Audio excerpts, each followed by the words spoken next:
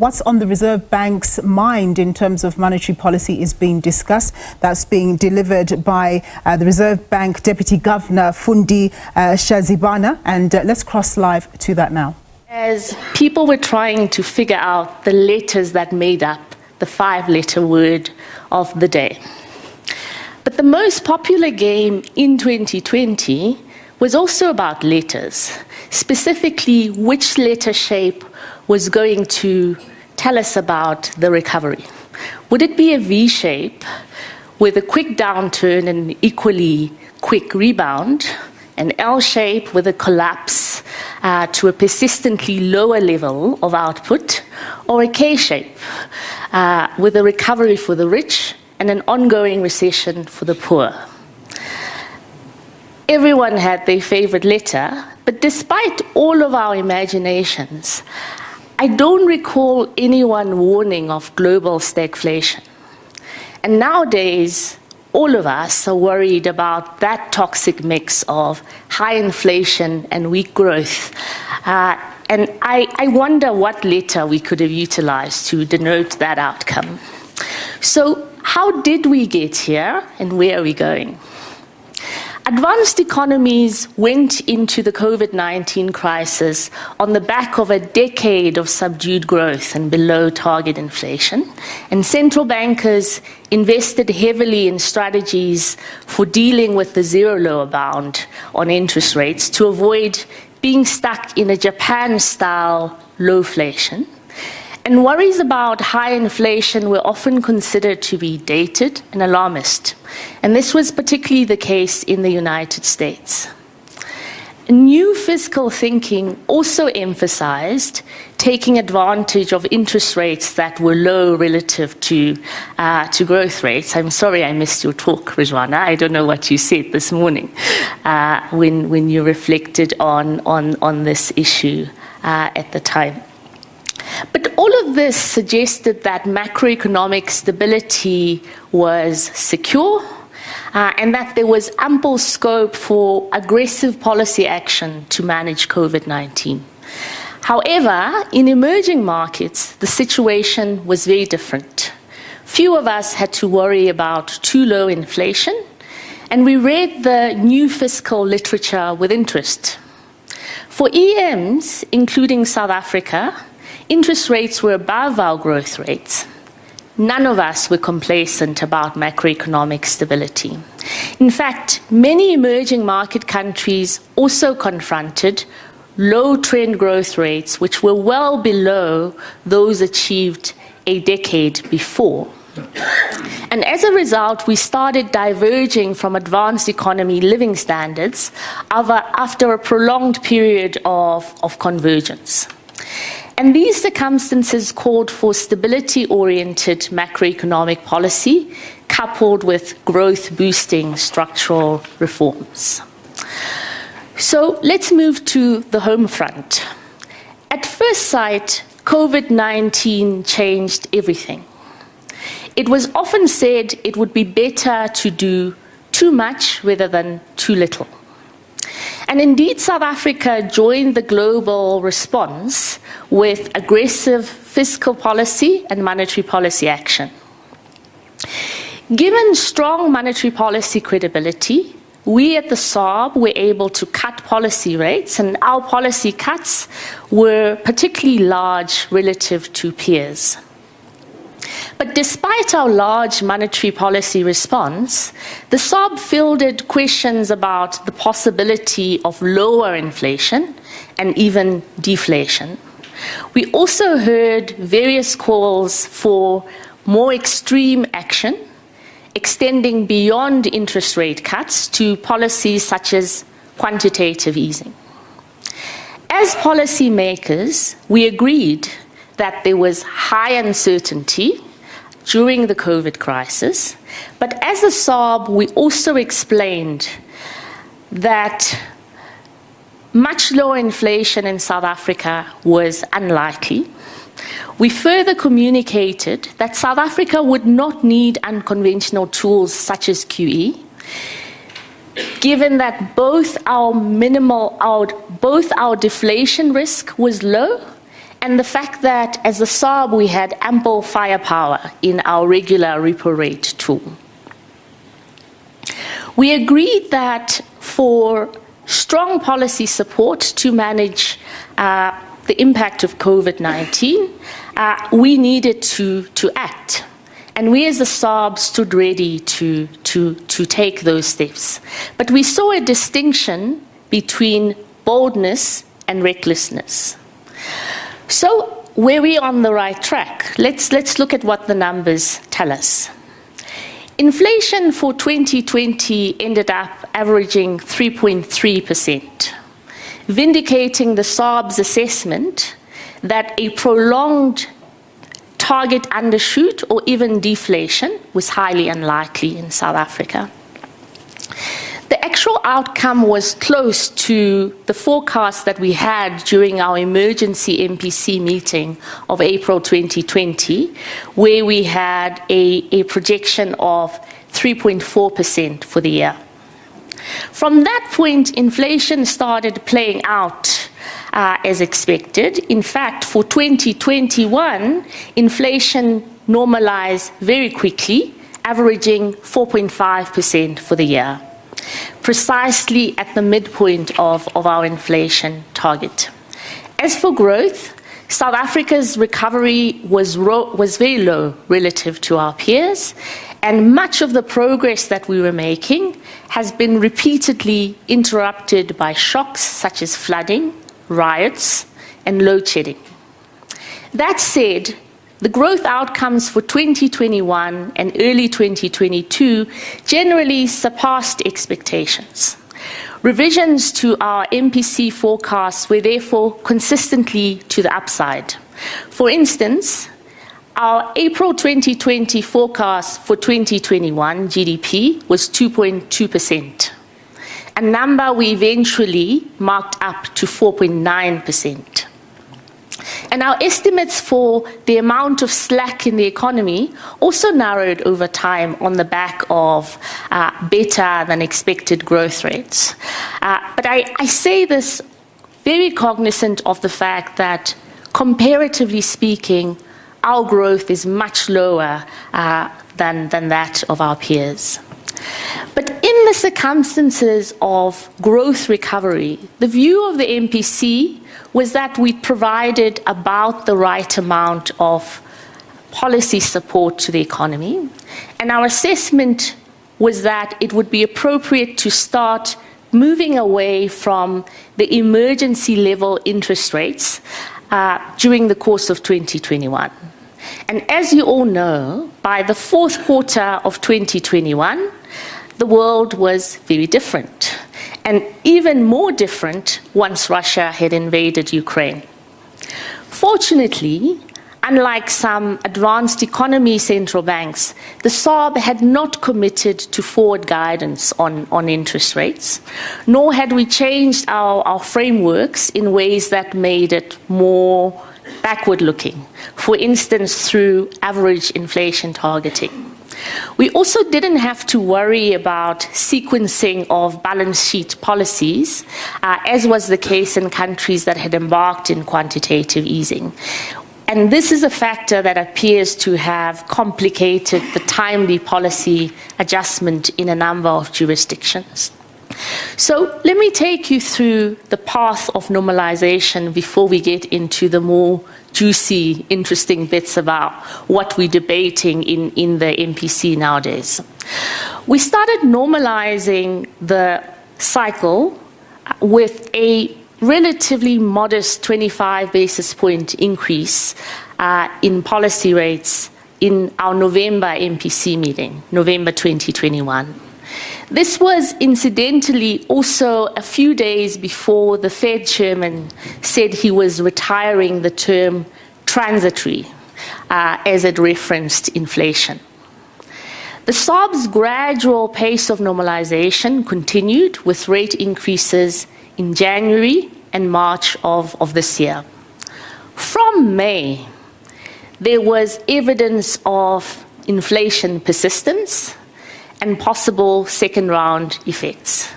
Thus, we accelerated our pace of tightening to 50 basis points in May and then stepped up further in July, hiking rates by 75 basis points.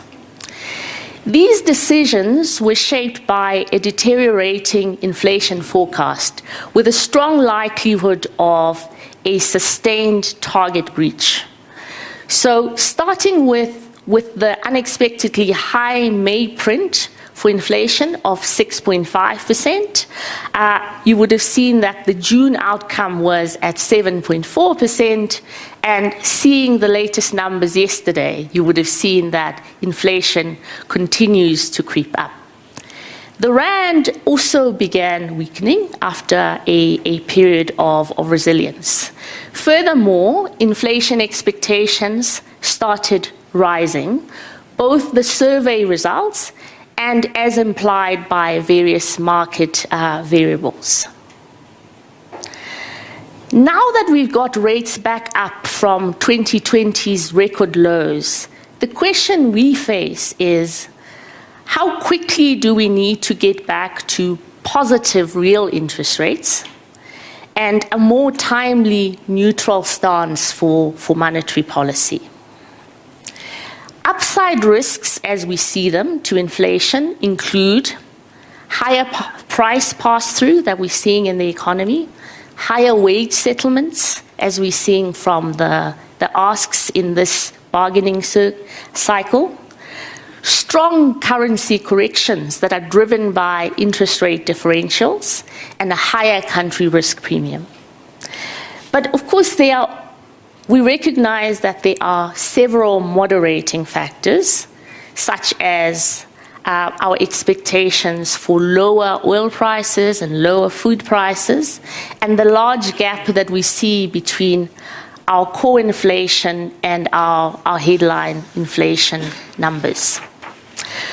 So let me discuss these issues in turn and see whether I can convince you that these are significant pressures. So when we look at the South African economy, we don't see much demand pressure. It's, yes, household consumption spending is higher, but demand side pressure is not as strong. At the same time, though, it seems that firms can put through price increases and have them accepted. And this is what we call pass-through, and we spend a lot of time in the MPC having discussions about pass-through. Is it strong, and what is it that we see going forward? So higher levels of pass-through are consistent with a zero or a small output gap, meaning that the economy doesn't have a lot of slack, but it's also not overheating.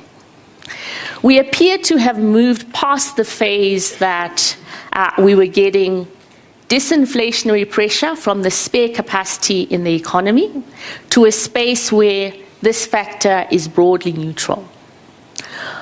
On the labour market front, South Africa's high unemployment rate is clearly not an important determinant of inflation. If it were, we would be in deflation right now, given the mass downward pressure on wages from labour market slack, but it's not happening. Instead, we continue to have healthy growth in compensation. Now, this is a very contentious issue, so I have to provide more clarity. So between the first quarter of 2021 and the first quarter of 2022, average compensation growth was in the region of 5%. So while one could argue that this is reasonable, given the underlying inflation rate and productivity rate, what we look at as the MPC is the risk of whether we might see a runaway between the level of wage demand and the productivity rate. And at the moment, we think that the risk is very high. There is a risk that levels of compensation could be far outstripping the productivity rate. And this is because the structure of our labour market is such that some parts of the workforce are privileged. They're either protected by labor laws that favor insiders or skill shortages that confer market power. These segments of the workforce tend to demand full cost of living adjustments over and above any productivity growth that they achieve. And this tends to drive up inflation for everyone else. Regarding the exchange rate, the rand was resilient from much of the first half of the year, despite the stronger dollar. We saw a range of advanced economy currencies depreciate, including the Japanese yen and the euro, but a group of EM currencies, including the rand, seemed to be immune to the dollar. However, this trend broke down in June. We are no longer in the space where we can have low policy rates without currency weakness, because interest rate differentials are a factor. There are too many other countries offering higher policy rates, and we are also getting less support from export commodity prices than we did previously. But having said this, I should highlight that although exchange rate dynamics are always unpredictable, in our SARB baseline forecast, what we have is exchange rate pressure that passes through to inflation, but timely policy rate increases keep this from becoming a major source of pressure. It can be a major source of pressure, but based on our assumptions in our quarterly projection model, we think that it could be contained. Set against these considerations, maybe I should reflect on some good news. The good news is that oil prices appear to be easing again, and there's some tentative progress on the food price front. We also have a large gap between our headline inflation, which is currently sitting above 7%, and our core inflation, which has been around 4%. And if we were to have headline inflation, which is driven by factors such as commodity prices, start to move closer to our core inflation, what we would have is inflation that is closer to the midpoint of our inflation target. But it's, however, important to note, even as I talk about these moderating factors, that it doesn't mean that we move backwards in terms of our thinking of interest rates. So when we take into account moderating factors, we would still need to normalize interest rates. It's almost abnormal in an economy where growth is normalizing to have negative real interest rates. What it means for all of us who are saving, it means we are losing money. That's not a situation that is there on a permanent basis. But what does change if we do have moderating factors is how quickly, or the urgency to normalize interest rates over time. On the whole, our assessment as the MPC is that our policy stance remains accommodative. So the 75 basis points hike that you saw in July might have been the highest since 2002, but our starting point was very low. And the repo is still well below the inflation rate. So as I move towards the end of my address, and before you all reach for your antidepressant drugs, let me take a step back for us to look at the bigger picture here and try and find some silver linings. And I'll reflect on two issues in the context of this upside down world. The first is on our position relative to other countries. The second is on our current performance relative to our own past performance.